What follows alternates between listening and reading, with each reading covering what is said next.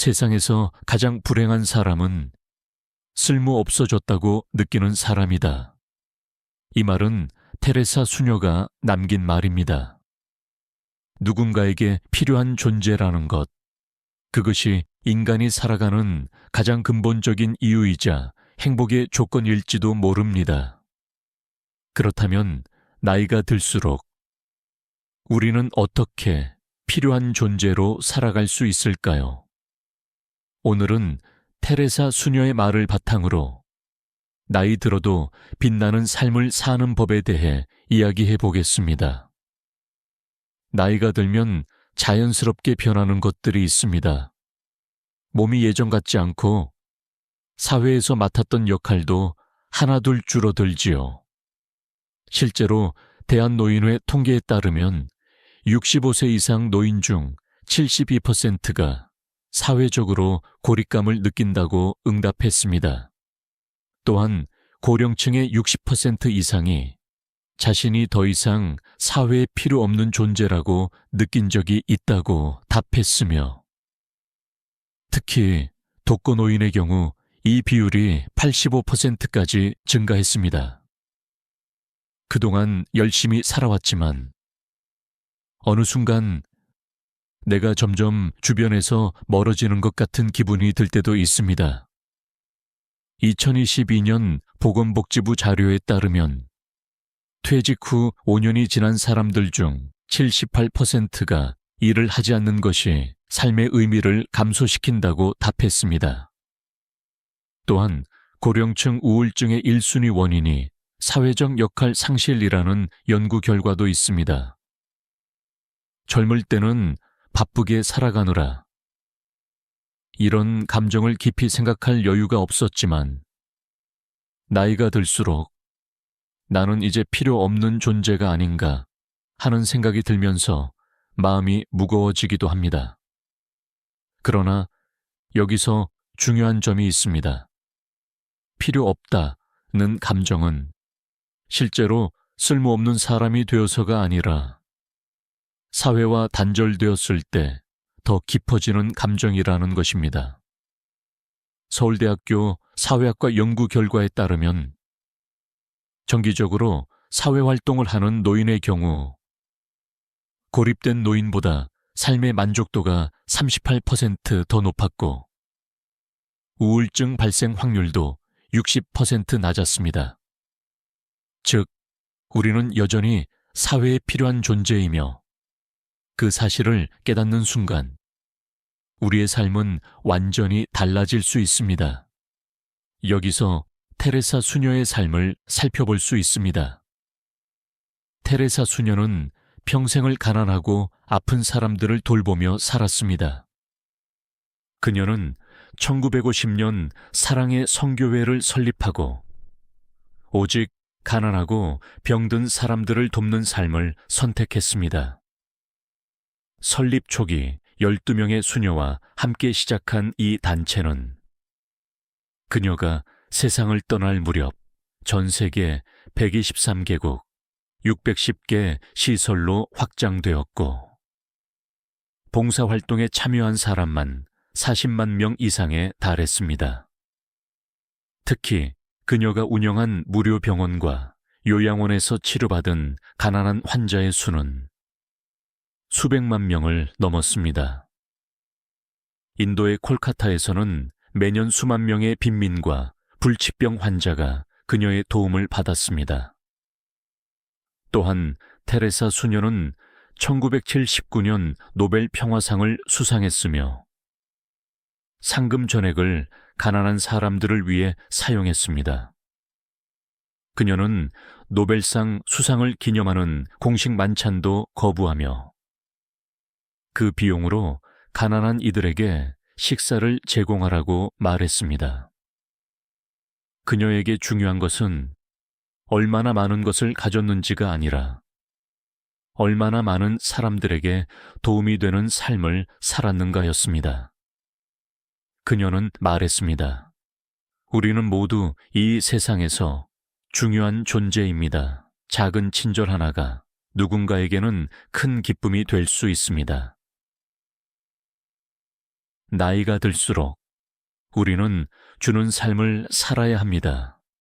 사회적인 역할이 줄어든다고 해서 우리의 가치가 사라지는 것이 아닙니다. 오히려 삶의 경험과 지혜를 나누면서 더 깊이 있는 삶을 살아갈 수 있습니다.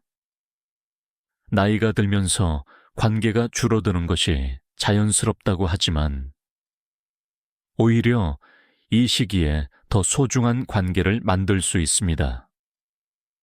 가족과의 시간을 늘리고 친구들에게 먼저 연락해보고 새로운 사람들과 교류하며 삶의 의미를 만들어가는 것이 중요합니다. 나눔은 거창한 것이 아닙니다. 손주에게 옛날 이야기를 들려주는 것, 이웃에게 따뜻한 말을 건네는 것, 자신의 경험을 후배들에게 전해주는 것, 이 모든 것이 누군가에게는 큰 힘이 될 수 있습니다. 이렇게 우리는 서로에게 의미 있는 존재가 될 수 있습니다. 또한 배움을 멈추지 않는 것도 중요합니다. 테레사 수녀 또한 순이 가난한 이들을 돕는 것에 그치지 않았습니다. 그녀는 교육의 중요성을 강조하며 도움이 필요한 이들에게 배움의 기회를 제공하는 데 힘썼습니다. 1960년대부터 그녀는 아시아, 아프리카, 남미 지역에 걸쳐 수십 개의 학교를 세웠으며 문맹률이 높은 지역에서는 무료 야간 학교를 운영하며 수십만 명의 어린이와 성인들에게 기초 교육을 제공했습니다. 특히 인도의 빈민가에서 학교에 갈 수 없었던 아이들에게 글을 가르치기 위해 맨바닥에 막대기로 글씨를 쓰며 교육을 시작했다는 일화는 유명합니다. 또한 그녀는 단순한 지식이 아니라 삶을 위한 배움, 나눔을 실천하는 교육을 중요하게 여겼습니다. 그녀가 운영한 교육기관에서는 학생들에게 단순한 학문뿐만 아니라 다른 이들을 돕고 함께 살아가는 방법을 배우게 했습니다. 그녀는 말했습니다. 교육은 단순한 지식을 채우는 것이 아니라 세상을 더 나은 곳으로 만들기 위한 도구가 되어야 한다. 이러한 철학은 그녀가 설립한 학교를 졸업한 많은 학생들이 다시 가난한 이들을 돕는 활동에 나서는 계기가 되었습니다. 즉, 테레사 수녀에게 배움이란 자신을 위한 것이 아니라 더 나아가 세상을 위한 것이어야 한다는 것이었습니다. 그녀의 이러한 신념은 오늘날에도 많은 사람들에게 귀감이 되고 있습니다. 고령층의 지속적인 배움은 삶의 질을 높인다는 연구 결과가 많습니다. 예를 들어 서울대학교 연구에 따르면 정기적으로 공부하는 노인은 그렇지 않은 노인보다 인지 기능이 평균 25% 더 유지되었고 우울증 발병 위험이 35% 감소했다고 합니다. 새로운 취미를 가지거나 책을 읽고 여행을 하면서 새로운 경험을 쌓아가는 것만으로도 삶의 활력을 유지할 수 있습니다.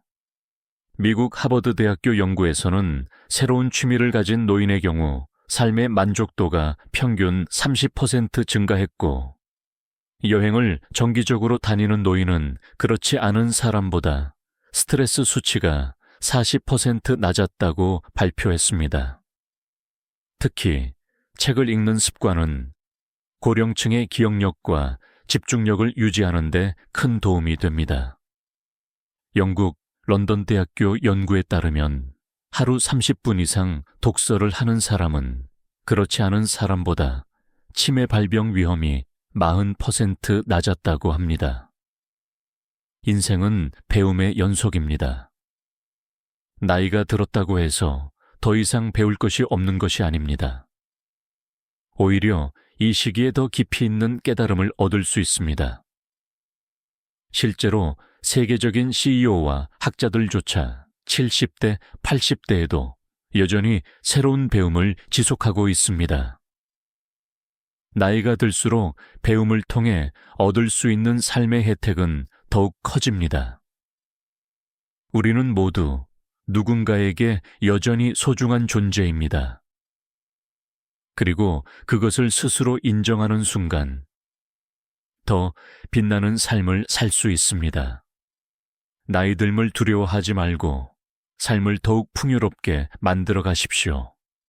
영상이 도움이 되셨다면 영상에 좋아요를 부탁드립니다. 구독과 댓글도 해주시면 영상 제작에 큰 힘이 됩니다. 감사합니다.